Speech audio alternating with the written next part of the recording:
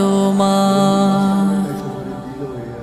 রাসূলুল্লাহ কি উপায় হবে আমার রাসূলুল্লাহ